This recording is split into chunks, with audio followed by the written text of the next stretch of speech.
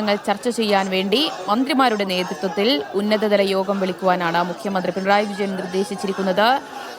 Revenue, വനം, തദ്ദേശ സ്വയംഭരണ വകുപ്പ് മന്ത്രിമാരുടെ നേതൃത്വത്തിൽ യോഗം ചേരും. ഈ മാസം 20-ന് വയനാട്ടിൽ തന്നെയാണ് യോഗം ചേരുക എന്നാണ് അറിയാൻ കഴിയുന്നത്. ആ യോഗത്തിൽ തദ്ദേശ ജനപ്രതിനിധികളടക്കമുള്ള മുഴുവൻ ജനപ്രതിനിധികളും അതുപോലെ തന്നെ മറ്റ് ഉന്നത ഉദ്യോഗസ്ഥരടക്കമുള്ളവരും ഈ യോഗത്തിൽ പങ്കെടുക്കും എന്നാണ് അറിയുന്നത്. എന്തായാലും പോളിന്റെ കൊലപാതകത്തിന് പിന്നാലെയാണ്, കൊല്ലപ്പെട്ടതിന് പിന്നാലെയാണ് ഇപ്പോൾ വയനാടൻ ജനതയുടെ പ്രതിഷേധം ഇപ്പോൾ ശക്തമായിരിക്കുന്നത്.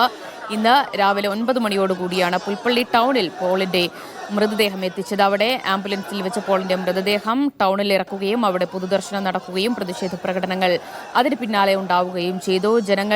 ആയിരക്കണക്കിന് ജനങ്ങൾ അവിടേക്ക് എത്തി പ്രതിഷേധ മാർച്ച് നടത്തുകയുമാണ് ഉണ്ടായത്. അതിന് പിന്നാലെയാണ് ജനങ്ങളുടെ പ്രതിഷേധം അതിര് കടന്നത്.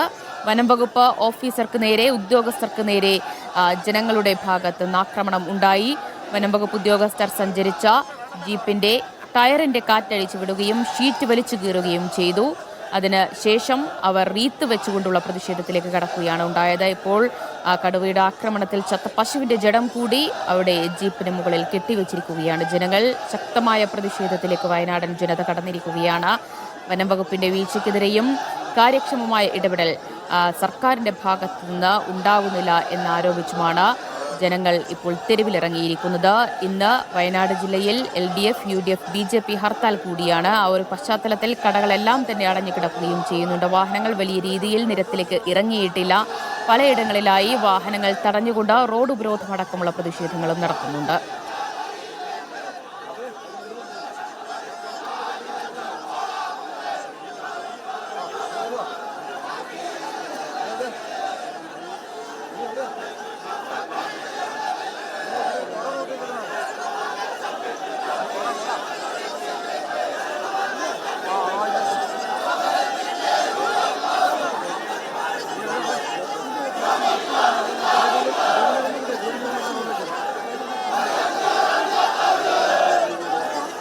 സലാം മുഹമ്മദിലേക്ക്. സലാം, എന്താണ് പ്രതിഷേധക്കാരുടെ അടുത്ത നീക്കം?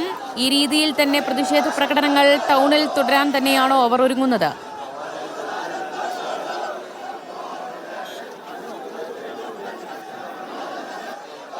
തന്നെയാണ് ഇപ്പോൾ ദൃശ്യങ്ങളിൽ കാണുന്നത്. ഇപ്പോൾ ഈ പ്രദേശത്ത്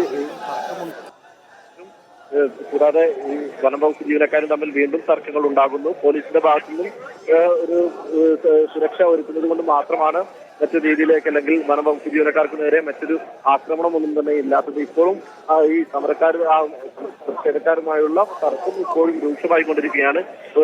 അതുകൊണ്ട് തന്നെ പ്രതിഷേധക്കാരും വനംവകുപ്പ് വാഹനത്തെ കടത്തി വിടാനുള്ള യാതൊരു ശ്രമവുമില്ല. നേരത്തെ വനംവകുപ്പ് വാഹനത്തിന് മുമ്പിൽ പശുവിന്റെ ജഡം കെട്ടിവെച്ചിട്ടുണ്ട്. ആ ദൃശ്യങ്ങളിൽ കാണുന്നത് പോലെ പശുവിന്റെ ജഡം കെട്ടിവെച്ചിട്ടുണ്ട്. അതിനു മുമ്പിൽ ആളുകൾ കൂടി നിൽക്കുകയാണ്. പോലീസ് ചുറ്റും നിൽക്കുന്നുണ്ടെങ്കിൽ പോലും ആളുകൾ വാഹനം കടത്തിവിടാനോ അല്ലെങ്കിൽ ഈ വാഹനം മുന്നോട്ട് കൊണ്ടുപോകാനോ ഈ പോലീസിന്റെ ഭാഗത്തു നിന്നോ വനംവകുപ്പിന്റെ ഭാഗത്തു നിന്നോ ഒരു ശ്രമവും ഇല്ല. കാരണം അത്തരമൊരു ശ്രമം ഉണ്ടാകുകയാണെങ്കിൽ രംഗം കൂടുതൽ വഷളാകുമെന്ന് തന്നെയാണ് മനസ്സിലാക്കാനുള്ളത്. ഇപ്പോൾ